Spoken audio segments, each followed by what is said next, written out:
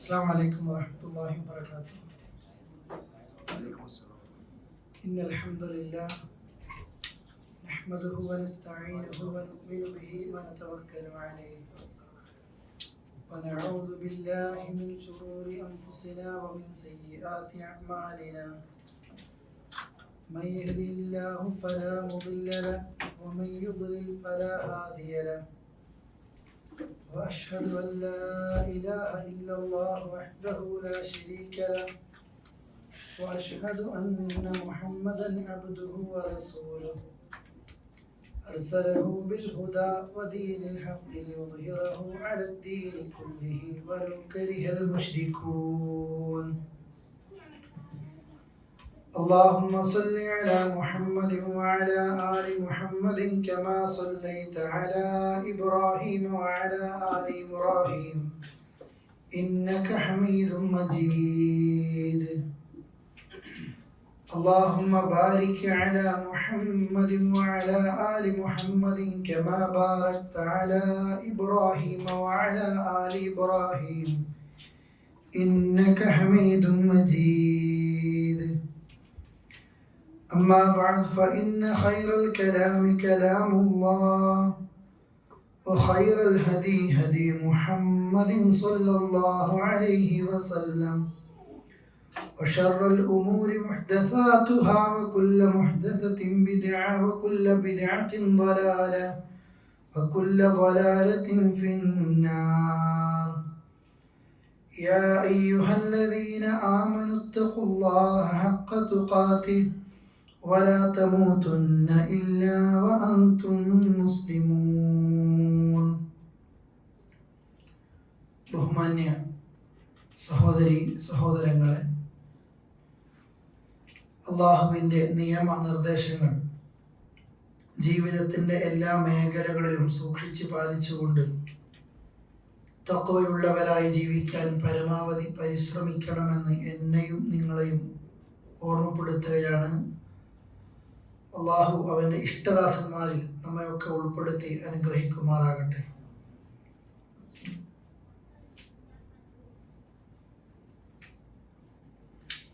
ഹജ്ജിൻ്റെ മാസങ്ങളാണ്, അതിലൂടെയാണ് നാം കടന്നു പോകുന്നത്.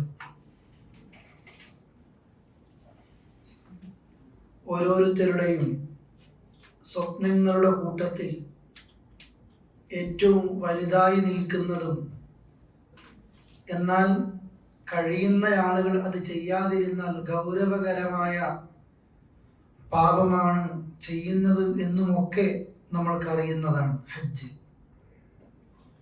ഇസ്ലാം കാര്യങ്ങളെക്കുറിച്ച് പഠിക്കുന്ന സമയത്ത് അതിൻ്റെ അഞ്ചാമതായിട്ട് പഠിക്കുന്നുണ്ട്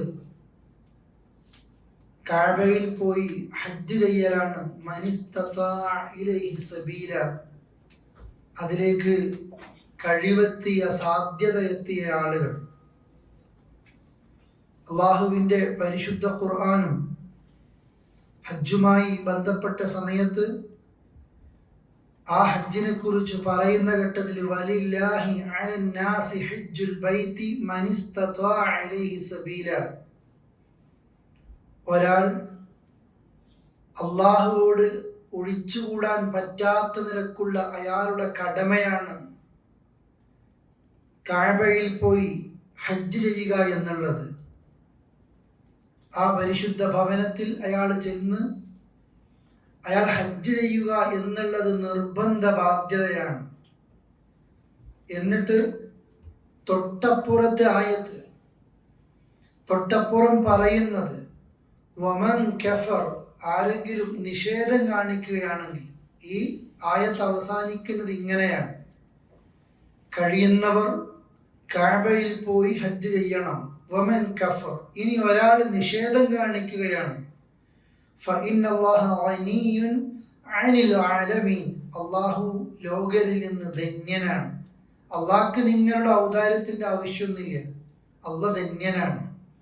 ഇവിടെ വമൻ കഫർ എന്ന് പ്രയോഗിച്ച ആ ഭാഗം മഹാനായ ഉമറുൽ ഖത്താബ് റളിയല്ലാഹു അൻഹു വിശദീകരിക്കുന്നുണ്ട്. അള്ളാഹു ഹജ്ജിനെ കുറിച്ച് പറഞ്ഞു, എന്നിട്ട് നിഷേധം കാണിച്ചവൻ കഫർ എന്നതാണ് പടച്ച റബ്ബ് ഉപയോഗിച്ചത്. അതുകൊണ്ട് തന്നെ ഒരു വ്യക്തിക്ക് കഴിവുണ്ടായിട്ടും അയാൾ ഹജ്ജ് ചെയ്യുന്നില്ല എങ്കിൽ മാഹും ബിമുഅ്മിനീൻ വമാഹും ബിമുഅ്മിനീൻ, പിന്നെയും വമാഹും ബിമുഅ്മിനീൻ 3 തവണയാണ് ഉമറുൽ ഖത്താബ് റളിയല്ലാഹു അൻഹു പറഞ്ഞത്. കഴിവുണ്ടായിട്ടും ഹജ്ജ് ചെയ്യാത്ത വ്യക്തികൾ ഒരിക്കലും ഒരു വിശ്വാസിയല്ല, അവർ വിശ്വാസികളല്ല, ഈമാനുള്ളവരല്ല. എന്താണ് ആ കഴിവ്?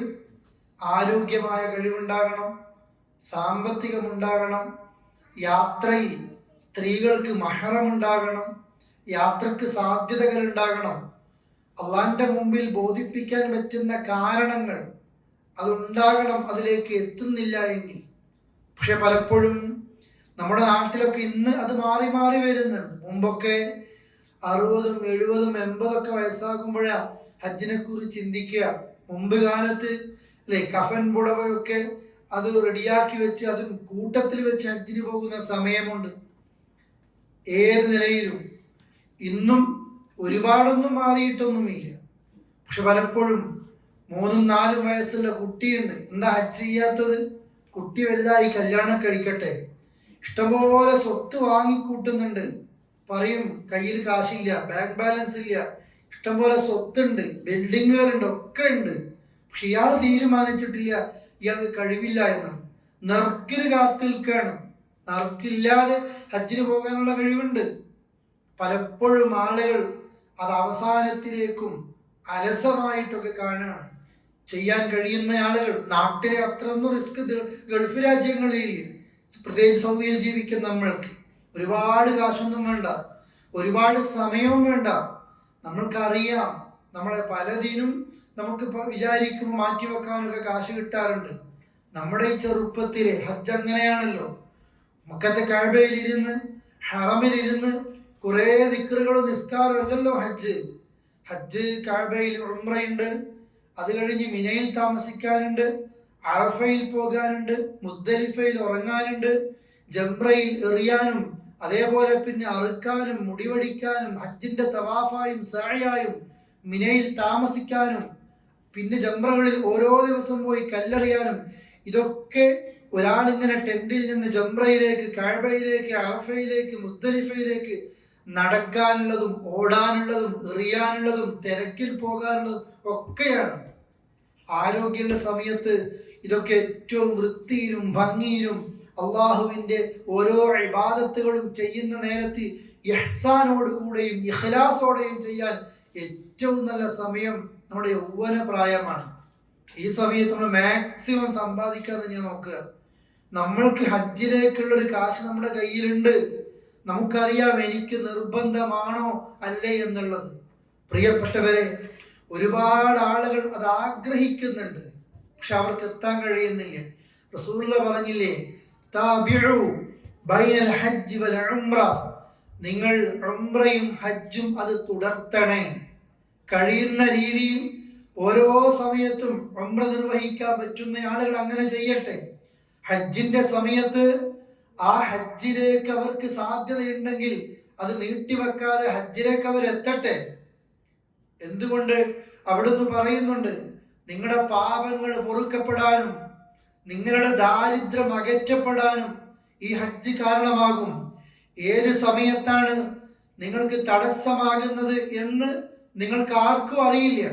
അതുകൊണ്ട് ഹജ്ജ് നീട്ടിവെക്കാനുള്ളതല്ല, അത് പറ്റുന്ന ആളുകൾ എത്ര എണ്ണം കഴിയുമോ അത്രയും ചെയ്യണം, അത്രയും പുണ്യമുള്ളതാണ്. എപ്പോഴാണ് തടസ്സം വീഴുന്നത് എന്ന് നിങ്ങൾക്ക് അറിയാത്തതാണ്. ദാരിദ്ര്യം പേടിച്ചിട്ടാണ് ചെയ്യാത്തതെങ്കിൽ നിങ്ങളുടെ ദാരിദ്ര്യത്തെ അകറ്റാൻ കാരണമാകുന്നത് ഈ ഹജ്ജാണ് എന്ന് റസൂൽ കരീം സല്ലല്ലാഹു അലൈഹി വസല്ലം പഠിപ്പിക്കുകയാണ്. അതോടൊപ്പം തന്നെ നമ്മളൊക്കെ പഠിച്ചതാ അസ്വലവാത്തുൽ ഖംസ്, 5 നേരത്തെ നമസ്കാരങ്ങൾ, മുകഫിറാത്തും മാ ബൈനഹുമ, അതിനിടയിലെ തെറ്റുകൾക്ക് പരിഹാരമാണ്. ഒരാൾ സുബഹി നിസ്കരിച്ചു, പിന്നെ ളുഹ്ർ നിസ്കരിക്കുന്നു, അതിനിടയിൽ സംഭവിക്കുന്ന പാപങ്ങളെ കഴുകാൻ കാരണമാകും ഈ 2 നിസ്കാരങ്ങൾ. പിന്നെ അസർ നിസ്കരിക്കുമ്പോൾ ളുഹ്റിന്റെയും അസറിന്റെയും ഇടയിലെ ചെറിയ തെറ്റുകൾ അത് പൊറുക്കപ്പെടുന്നു. മഗ്രിബ് നിസ്കരിക്കുമ്പോൾ അസറും മഗ്രിബിനും ഇടയിൽ, ഇശ നിസ്കരിക്കുമ്പോൾ മഗ്രിബിനും ഇശാക്കും ഇടയിലുള്ള ചെറിയ പാപങ്ങൾ, സുബഹി നമസ്കരിക്കുമ്പോൾ ഇശാക്കും സുബഹിക്കും ഇടയിൽ സംഭവിച്ചു പോയ ചെറിയ പാപങ്ങളൊക്കെ അല്ലാഹ് കഴുകും, വൻപാപങ്ങളിൽ നിന്ന് വിട്ടു നിൽക്കുന്ന വ്യക്തിയാണെങ്കിൽ.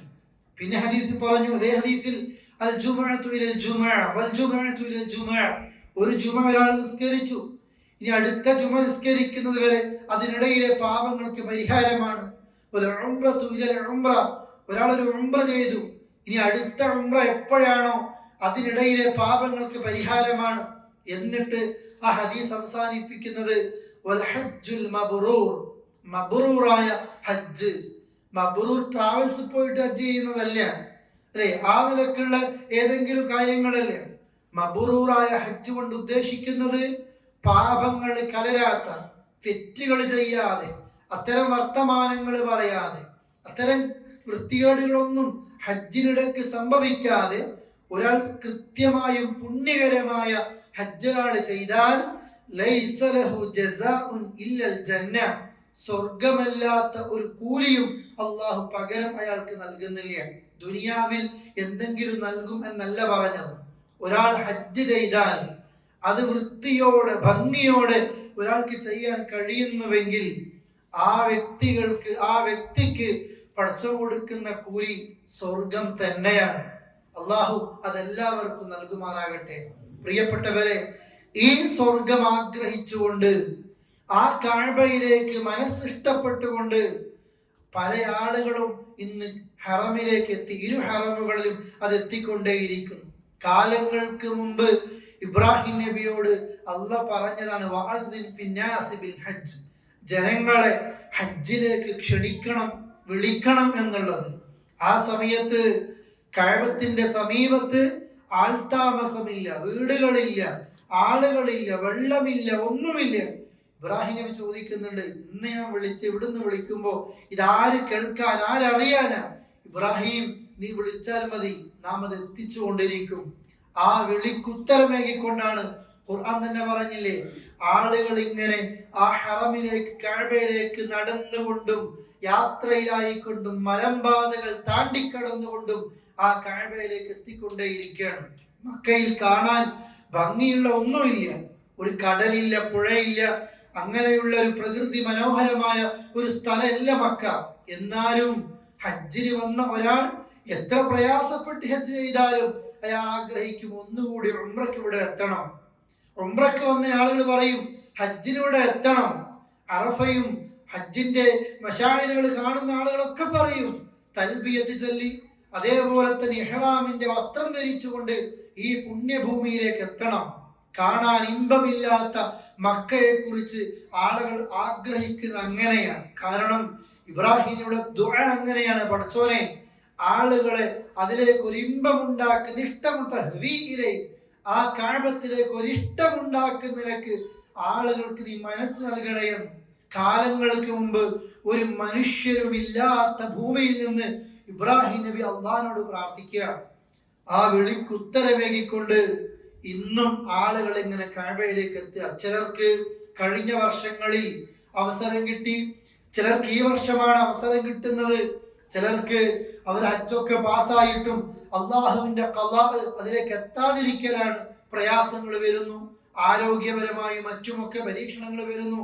പ്രിയപ്പെട്ടവരെ, അതുകൊണ്ടാണ് റസൂലുള്ളാഹി പറഞ്ഞത്, അത്രയും ആഗ്രഹിച്ച ഹജ്ജ് നീ നീട്ടിവെക്കുകയാണെങ്കിൽ നിനക്ക് എന്താണ് സംഭവിക്കുന്നത് എന്ന് ഒരിക്കലും അറിയില്ല. മരിച്ചു കഴിഞ്ഞിട്ട് ഇയാൾക്ക് വേണ്ടി വേറെ ആളെ കൊണ്ട് ഹജ്ജ് ചെയ്യിപ്പിക്കാനും വേറെ ആൾ ഹജ്ജ് ചെയ്യാനും ഇതൊക്കെ ഉണ്ട്.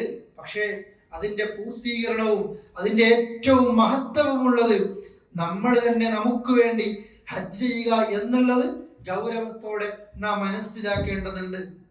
നബി സല്ലല്ലാഹു അലൈഹി വസല്ലം പറയാണ്, മൻ ഹജ്ജ, ഒരുത്തൻ ഹജ്ജ് ചെയ്തു, ഫലം യഫ്സുഖ് വലം യർഫ്, അവൻ ഏതെങ്കിലും വൃത്തികേടുകളൊന്നും ഹജ്ജിന്റെ സമയത്ത് ചെയ്തിട്ടില്ല, തോന്നിവാസങ്ങൾ പറഞ്ഞിട്ടില്ല, അതേപോലെ തന്നെ തെറ്റുകൾ മറ്റൊന്നും സംഭവിച്ചിട്ടുമില്ല, ബാല്യവൃത്തി ബന്ധങ്ങളൊന്നും ആ ഇഹ്റാമിന്റെ വേളയൊന്നും സംഭവിച്ചിട്ടില്ല. റജ, ആ ഹജ്ജ് കഴിഞ്ഞ് അവൻ മടങ്ങുന്നത്, അവന്റെ ഉമ്മ അവനെ പ്രസവിക്കുമ്പോ അവൻ എങ്ങനെയായിരിക്കും? ഒരു പാപങ്ങളുമില്ലാതെ, ഒരു തെറ്റുമില്ലാതെ നിഷ്കളങ്കമായിട്ട് അവൻ മടങ്ങുന്ന രീതിയിലാണ് ഹജ്ജിന് പോയ ഒരു ഹാജി മടങ്ങുന്നത്. ആയിഷ റളിയല്ലാഹു അൻഹ ചോദിക്കുന്ന, നബിയെ, ജിഹാദിന്റെ ശ്രേഷ്ഠതകൾ നിങ്ങളിങ്ങനെ വിശദീകരിക്കുമ്പോൾ ആണുങ്ങൾക്ക് ആ ശ്രേഷ്ഠതകളൊക്കെ എപ്പോഴും കിട്ടും, ആ കൂലി കിട്ടും, ഞങ്ങൾ സ്ത്രീകൾ എന്താ ചെയ്യുക? ആയിഷ ബീവിയോട് റസൂൽ പറയുന്നുണ്ട്, ആയിഷ, വലാകിൻ അഹ്സനൽ ജിഹാദ് വഅജ്മല, ഏറ്റവും നല്ലതും ഏറ്റവും ഭംഗിയുള്ളതുമായ ജിഹാദ് ഹജ്ജുൽ ബൈത്ത്, കഅബയിൽ പോയി ഹജ്ജ് ചെയ്യലാണ്. ഹജ്ജുൻ മബ്റൂർ, സ്വീകാര്യയോഗ്യമായ ഹജ്ജ് ചെയ്യലാണ്. മാത്രമല്ല ആയിഷ ചോദിക്കുന്നുണ്ട്, ഞങ്ങൾക്കുള്ള ജിഹാദ് ഏതാണ്?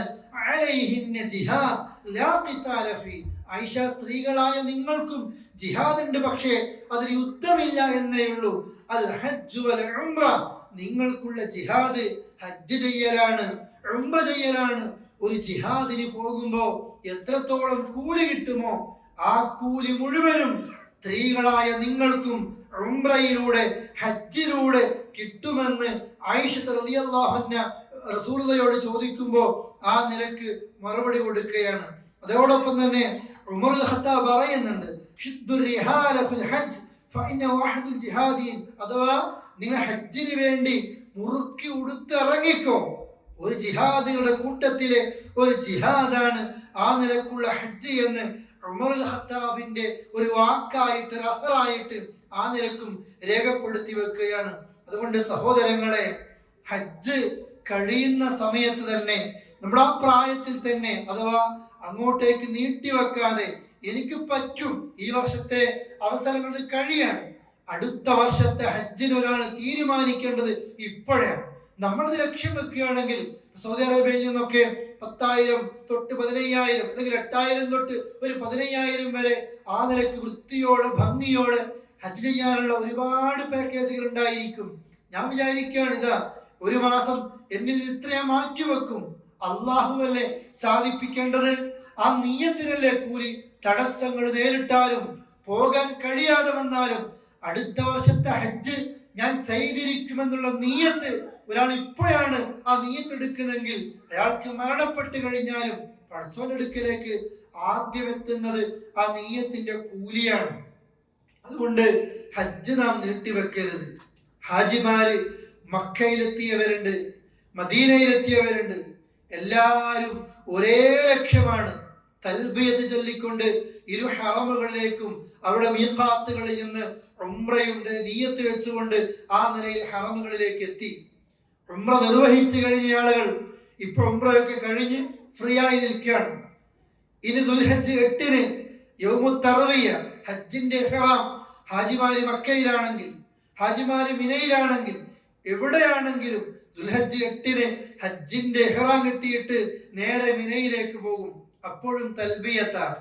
അറഫയിലേക്ക് പോകും, അപ്പോഴും തൽബിയത്ത. അറഫയിൽ ദുൽഹജ്ജ് 9-ന് ദുഹർ മുതൽ മഗ്രിബിന്റെ നേരം വരെ ലാ ഇലാഹ ഇല്ലല്ലാഹ് വഹ്ദഹു ലാ ശരീക ലഹു ലഹുൽ മുൽക്കു വലഹുൽ ഹംദു വഹുവ അലാ കുല്ലി ഷൈഇൻ ഖദീർ എന്ന പ്രാർത്ഥനകൾ അധികരിപ്പിച്ചുകൊണ്ട് ഇഷ്ടം പോലെ ദുആ ചെയ്യും. ഇതൊക്കെ പറയുന്നത് എല്ലാ ഹാജിമാരും ഒരുപോലെ തന്നെയാ പറയുന്നത്. കറുത്തവരും വെളുത്തവരും, ഏത് നാട്ടുകാരും ഏത് രാജ്യക്കാരും, ഇഹ്റാം മുതൽ, ഇഹ്റാമിന്റെ കുളി ഒരുപോലെ, ഇഹ്റാമിന്റെ വസ്ത്രം ഒരുപോലെ, മുഹ്രിം എന്ന പേരെല്ലാവർക്കും ഒരുപോലെ, കഅബയിലേക്ക് എത്തുന്ന ആ സ്ഥലം, എല്ലാവരുടെയും കർമ്മങ്ങൾ, അറബികൾക്ക് പ്രത്യേക സ്ഥലമല്ല, എല്ലാവർക്കും ഒരുപോലെ അറഫയിൽ ഒരുപോലെ സമ്മേളിക്കുന്നു. എല്ലാം സംഭവിക്കുമ്പോഴും ആ ഹജ്ജിന്റെ ഉംറയുടെ ഓരോ കർമ്മങ്ങളെയും മുഫസ്സിരീങ്ങൾ അതുകൊണ്ട് തന്നെ രേഖപ്പെടുത്തി മരണവുമായും ഖിയാമത്ത് നാളുമായും അതേപോലെ തന്നെ പരലോകത്ത് മഹ്ശറുമായും വല്ലാത്ത ബന്ധമാണ് ഹജ്ജിനുള്ളത് എന്ന്. അതുകൊണ്ടാണ് ആ കുളി, ഇഹ്റാമിന്റെ കുളി, മരണത്തിന്റെ അഥവാ ജനാസ കുളിപ്പിക്കും പോലെ, അതേപോലെ ഇഹ്റാമിന്റെ വസ്ത്രം കഫൻ പുടവയെ പോലെ അറഫയിൽ ഒരുമിക്കുന്നത് മഹ്ശറിൽ അള്ളാഹുവിന്റെ മുമ്പിൽ ഒരുമിക്കുന്നത് പോലെ ഓരോ ഹജ്ജിന്റെ കർമ്മങ്ങളും മരണത്തോടും മഹ്ശറിനോടും മുഫസ്സിരീങ്ങൾ രേഖപ്പെടുത്തിയിട്ടുണ്ട്. സൂറത്തുൽ ഹജ്ജിന്റെ 1-ാമത്തെ ആയത്ത് പോലും അങ്ങനെയാണ്. ഹജ്ജ് എന്ന് പറയുന്ന ഒരു സൂറത്ത് തന്നെയുണ്ട്. യാ അയ്യുഹന്നാസ്, ജനങ്ങളെ, നിങ്ങൾ അല്ലാഹുവിനെ സൂക്ഷിക്കണം, നിങ്ങൾ റബ്ബിനെ സൂക്ഷിക്കണം. ഇന്ന സൽസലത്തസ്സാഅ, ഹജ്ജ് തുടങ്ങുന്ന സൂറത്ത്, ഹജ്ജിനെ പറ്റി പറയുന്ന, ഹജ്ജിന്റെ പേരിൽ അറിയപ്പെടുന്ന ഒരു സൂറത്ത് ആരംഭിക്കുന്ന ഒന്നാമത്തെ ആയത്ത് തന്നെ ഇന്ന സൽസലത്തസ്സാഅ ശൈഉൻ അദീം, ഭൂമിയുടെ കുലുക്കം, ഭൂമി അവസാനിക്കുന്നതിന്റെ കിലുക്കം അത് വമ്പിച്ചതാണ് എന്ന് ഖിയാമത്ത് നാളിനെ ഓർമ്മിപ്പിച്ചുകൊണ്ടാണ് സൂറത്തുൽ ഹജ്ജ് ആരംഭിക്കുന്നത് പോലും. അത്രയും ബന്ധമാണ്. തൽബിയത്തിനെ കുറിച്ച് അബ്ദുല്ലാഹി ഇബ്നു അബ്ബാസ് റളിയല്ലാഹു അൻഹു പറയുന്നു, ലബ്ബ റസൂലുള്ളാഹി സ്വല്ലല്ലാഹു അലൈഹി വസല്ലം ബിത്തൗഹീദ്, തൗഹീദ് കൊണ്ട് അല്ലാഹുവിന്റെ റസൂല് തൽബിയത്ത് ചൊല്ലിയത്. അറഫയിൽ തൗഹീദിന്റെ വചനങ്ങൾ കേൾക്കുന്നത് ലാ ഇലാഹ ഇല്ലല്ലാഹ്, അഥവാ അല്ലാഹുവേ ലബ്ബൈക്, നിന്റെ വിളിക്ക് ഞങ്ങൾ ഉത്തരം തന്നിരിക്കുന്നു. കാലങ്ങൾക്ക് മുമ്പ് ഇബ്രാഹിം നബി വിളിച്ചപ്പോ ആ വിളിക്ക് ഞങ്ങൾ ഉത്തരം തന്നു. ഞങ്ങൾ നിന്റെ വിളിക്കിതാ ഉത്തരം തന്നിരിക്കുന്നു. പണത്തിന് ഉത്തരം കൊടുക്കുന്നവർ, പലിശക്ക് ഉത്തരം കൊടുക്കുന്നവർ, കൈക്കൂലിക്ക് ഉത്തരം കൊടുക്കുന്നവർ, ചതിച്ചുകൊണ്ടുള്ള കച്ചവടത്തിനും സമ്പാദ്യത്തിനും ഉത്തരം കൊടുക്കുന്നവർ, ദുനിയാവിലെ എല്ലാ വൃത്തികേടുകൾക്കും ഉത്തരം കൊടുക്കുന്നവർ, നദ ഞങ്ങൾ അങ്ങനെയല്ല. നിന്റെ വിളിക്ക് ഉത്തരം നിന്ന് ലോകത്ത് ആദ്യമായി പടുത്തുയർത്തപ്പെട്ട, നിന്നെ ആരാധിക്കാൻ ഉയർത്തപ്പെട്ട നിന്റെ കഅബത്തിങ്കിലേക്ക് വരാൻ ഞങ്ങളിതാ ഉത്തരം തന്നിരിക്കുന്നു. മാത്രമല്ല ലബ്ബൈക് ലാ ശരീക ലക്, നിനക്കൊരു പങ്കുകാരനുമില്ല റബ്ബേ. എനിക്ക് എന്ത് അബദ്ധങ്ങൾ പറ്റിപ്പോയാലും, എന്ത് കുറ്റങ്ങൾ സംഭവിച്ചു പോയാലും ഞാൻ നിന്റെ മുമ്പിൽ വന്ന് മാത്രമാണ് തൗബ ചെയ്യുന്നതും മാപ്പിരക്കുന്നതും. എനിക്ക് ഏത് പ്രയാസങ്ങൾ വന്നാലും നിന്നോട് മാത്രമാണ് ഞാൻ ദുആ ചെയ്യുന്നത്. എന്റെ കൈകൾ ആകാശലോകത്തേക്ക് മാത്രമായിരിക്കും ഉയരുന്നത്. അത് മണ്ണിനടിയിലേക്ക്, ചുമർ ചിത്രങ്ങളിലേക്ക്, ആൾദൈവങ്ങളിലേക്ക്, നൂലിലേക്ക്, ഉറുക്കിലേക്ക്, ഏലസിലേക്ക് അല്ല റബ്ബേ. എന്റെ പ്രയാസങ്ങൾ, എന്റെ സന്തോഷങ്ങൾ, എന്റെ ജീവിതം, എന്റെ മരണം ഒക്കെ ലില്ലാഹി റബ്ബിൽ ആലമീൻ, സർവലോക റബ്ബായ ആ റബ്ബിനാണ് എന്ന് പ്രഖ്യാപിച്ചുകൊണ്ട് അല്ലാഹുവേ എന്റെ എല്ലാം നിനക്കാണ്, നിനക്കൊരു പങ്കുകാരനുമില്ല എന്ന് പ്രഖ്യാപിക്കുന്നു. സ്തുതിയും നിഅമത്തും നിനക്കാണ്, വൽ മുൽക്ക്, അധികാരം നിനക്കാണ്. ആ നിലയിൽ പ്രിയപ്പെട്ടവരെ തൗഹീദ് കൊണ്ട് തൽബിയത്ത് ചൊല്ലുന്നു. തൽബിയത്ത് ചൊല്ലുന്ന നേരത്ത് കല്ലും മലവും എല്ലാം അതിന്റെ കൂടെ തന്നെയുണ്ട്. അങ്ങനെയാണ് ഹാജി ഹറമിലേക്ക് എത്തുന്നത്. തവാഫ് ചെയ്യാനും സഅയ് നടത്താനും, സഫയിലും മർവയിലും കയറി സഅയ് നടത്താനും ഓരോരുത്തരും അതിൻ്റെതായ കൂലിയും ശ്രേഷ്ഠതയും അല്ലാഹുവിന്റെ റസൂൽ കരീം സ്വല്ലല്ലാഹു അലൈഹി വസല്ലം പഠിപ്പിക്കുകയാണ്. ഇത്രയും പോരിഷിയാക്കപ്പെട്ട, ശ്രേഷ്ഠമാക്കപ്പെട്ട അൽ ഹുജ്ജാജ് വൽ ഉമ്മാർ വഫ്ദുല്ലാഹ്, അല്ലാഹുവിന്റെ അതിഥി സംഘമാണ് ഹജ്ജാജിമാരെന്ന് അല്ലാഹുവിന്റെ റസൂൽ പറയുന്നു. ദുയൂഫുർ റഹ്മാൻ, റഹ്മാനായ റബ്ബിന്റെ അതിഥികളാണ് ഹാജിമാർ. പ്രിയപ്പെട്ടവരെ, നമ്മൾക്ക് അങ്ങനെ ആകണ്ടേ? യാത്ര അയക്കുന്നവർ മാത്രമാകരുത്, ഹജ്ജിലേക്ക് എത്തുന്നവനായിരിക്കണം നമ്മളും. നമ്മളാണ് ഹാജി എങ്കിൽ അറഫയിൽ നിൽക്കുന്ന നേരത്ത് അള്ളാഹ് നമ്മളോടും പറയും, അല്ലേ, എന്താണ് എന്താണ് ഇവർ ഉദ്ദേശിക്കുന്നത് എന്ന് ചോദിച്ചാൽ എന്തും തരുന്നു, എല്ലാ തെറ്റും പൊറുത്തു തരുന്നു. പൊടി പുരണ്ട് ജടകുത്തി അറഫയിലേക്ക് എത്തിയ ഹാജിമാരോട് അള്ളാഹ് പറയല്, ചോദിച്ചോ എന്തും തരും. പക്ഷെ പലപ്പോഴും നമ്മൾ നഷ്ടപ്പെടുത്തുകയാണ് നമ്മുടെ അവസരങ്ങൾ. പ്രിയപ്പെട്ടവരെ, ഹജ്ജ് അത് നീട്ടിവെക്കാനുള്ളതല്ല, അത് കുറേ വയസ്സായി ചെയ്യാനുള്ളതല്ല. ചെറുപ്പക്കാർ കുറേ ഉണ്ടതിൽ. നമ്മുടെ ഈ പ്രായത്തിലെ ഒന്നാമത്തെ ലക്ഷ്യം നിർബന്ധമായിട്ട് നാം ചെയ്യേണ്ട ആ ഹജ്ജ് ചെയ്യല. നിസ്കാരം നമ്മൾക്കുണ്ട്, ഷഹാദത്ത് ചൊല്ലി മുസ്ലിമായി നിസ്കാരം നമ്മൾ ചെയ്യുന്നു, സക്കാത്ത് നമ്മൾ കൊടുക്കുന്നു, റമദാനിലെ നോമ്പെടുക്കുന്നു. എന്താ ആ 4 കഴിഞ്ഞ് 5ാമത്തെ ഹജ്ജ് വരുമ്പോ ആയിട്ടില്ല, സമയമായിട്ടില്ല, ഇക്കൊല്ലം കൂടി കഴിയട്ടെ. പലരും എന്തിനാ ഹറാമിന്റെ കച്ചവടം എന്നറിയാം, ഇല്ലെന്ന് നിർത്തുവോ, കഴിയോ? എത്ര ആളുകൾ ഖബർ കിടക്കുന്നുണ്ട്, അവരൊക്കെ നീട്ടിവെച്ചവരാ. നീട്ടിവെക്കരുത്, നീയത്ത് ഇന്നുണ്ടാകണം. അടുത്ത വർഷം ഞാൻ ഹജ്ജ് ചെയ്തിരിക്കും, എനിക്ക് കഴിവുണ്ട്. ബാങ്കിൽ കാശില്ലാന്നേ ഉള്ളൂ, കുറെ വാങ്ങിയിട്ടില്ലേ, അല്ലേ, കുറെ ഉണ്ട്, അവിടെ ഇവിടെ ഒക്കെ ഉണ്ട്, കിട്ടാനുണ്ട്, ഇതൊന്നും തൊടൂല. പ്രിയപ്പെട്ടവരെ, നീയത്ത് വെക്ക്, തീരുമാനിക്ക്, ഞാൻ ഹജ്ജ് ചെയ്തിരിക്കും. ആ നീയത്തുള്ള ഒരു വ്യക്തിക്ക് പിന്നെ ചെയ്യാൻ കഴിയാതിരുന്നാലും അയാൾക്ക് അതിന്റെ കൂലി കിട്ടും. മരിച്ചു പോയാൽ പോലും അയാൾക്ക് അതിന്റെ കൂലി കിട്ടും. നമ്മൾ ആ നിലക്ക് നീട്ടിവെക്കാൻ പാടില്ല.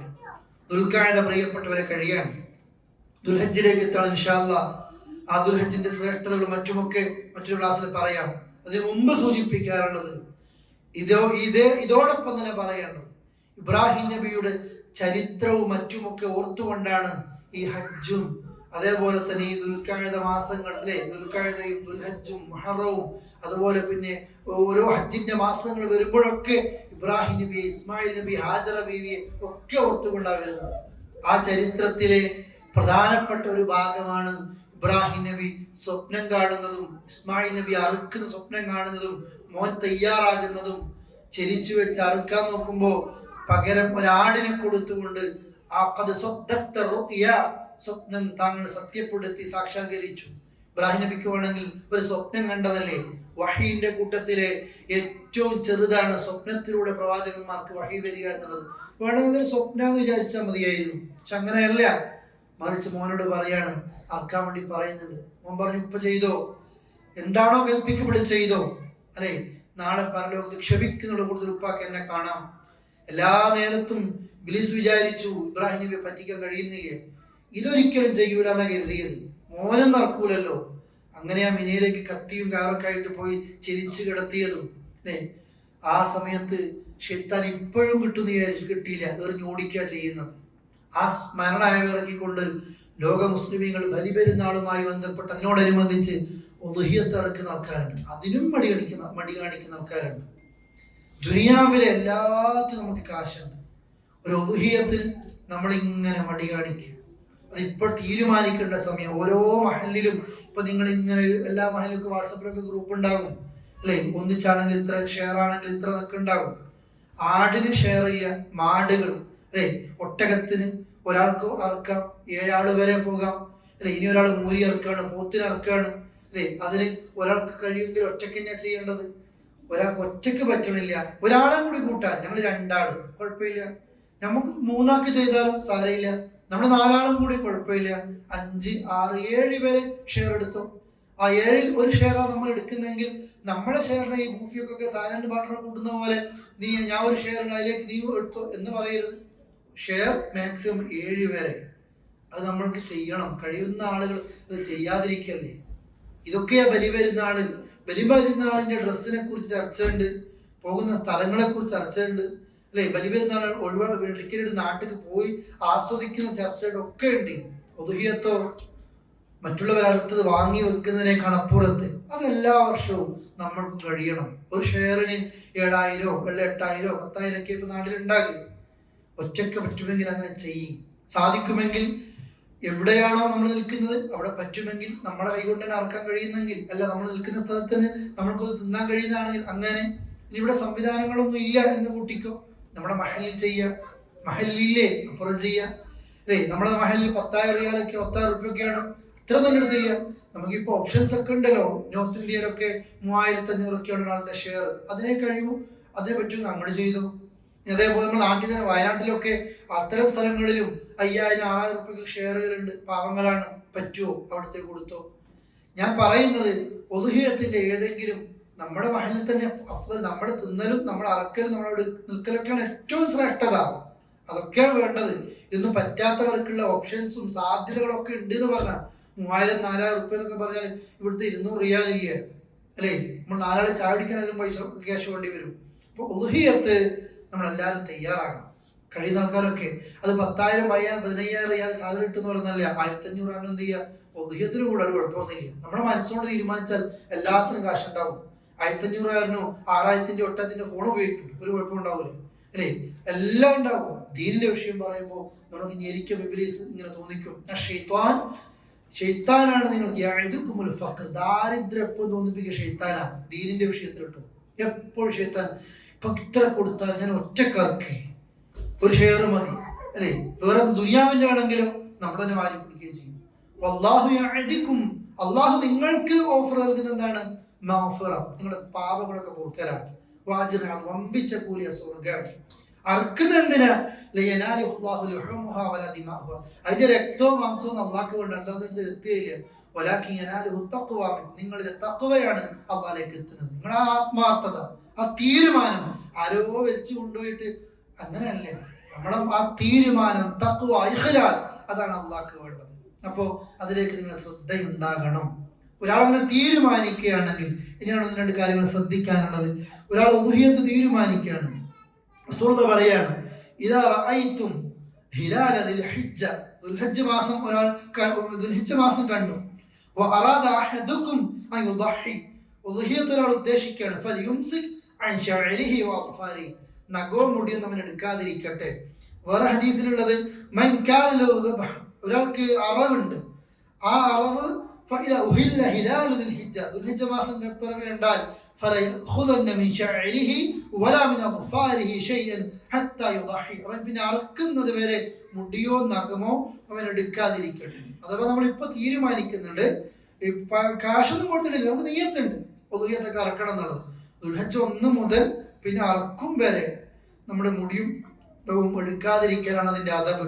അറിയാതെ സംഭവിച്ചു പോയാൽ കുഴപ്പമൊന്നുമില്ല, പഠിച്ചനെ പറ്റിപ്പോയി എന്ന് പറഞ്ഞാൽ മതി. അപ്പൊ നമ്മൾ എന്ത് ചെയ്യുക, ആ നിലയ്ക്ക് ചെയ്യും. ഉദ്ഹിയത്ത് തീരുമാനിക്കുമ്പോൾ നമ്മൾ ശ്രദ്ധിക്കേണ്ടത്, ഇപ്പൊ ഞാൻ ഒരു ഷെയറാണ്, അല്ലെങ്കിൽ ഒരു മൊത്തം ഞാനാണ്, അല്ലെങ്കിൽ 2 ഷെയർ ആണെങ്കിലും ഇത് എനിക്കും എൻ്റെ കുടുംബത്തിനും, റസൂൽ അങ്ങനെ നിയത്ത് വെക്കാറുണ്ട്, എനിക്കും എൻ്റെ കുടുംബത്തിനും. നമ്മളാ കാശ് മുടക്കുന്നെങ്കിൽ നമ്മൾ മാത്രമാണ് ഈ മുടിയും നഖമൊക്കെ എടുക്കാതിരിക്കേണ്ടത്. ഈ ലേഡീസ് ഭാര്യയും ഷെയർ കൊടുക്കുന്നുണ്ട്, അപ്പൊ അവരത് ചെയ്യണം അറക്കുന്നത് വരെ. ഇനി ഒരാൾ തീരുമാനിക്കുന്നത് ദുൽഹിജ്ജ 5, 6 ആകുമ്പോഴേ അറക്കണം തീരുമാനിക്കുന്നത്, ആ തീരുമാനിച്ചത് മുതൽ അറുക്കും വരെ അവൻ എന്ത് ചെയ്യരുത്, നഖമോ മുടിയോ എടുക്കാതിരിക്കട്ടെ. ഇപ്പോഴൊക്കെ അറക്കാം, അത് പെരുന്നാൾ കഴിഞ്ഞ് അയ്യാമത്തെ തശ്രീഖ് ദിവസം കഴിയുന്നത് വരെ. പക്ഷെ അത് മറ്റൊരു വിഷയമാണ്.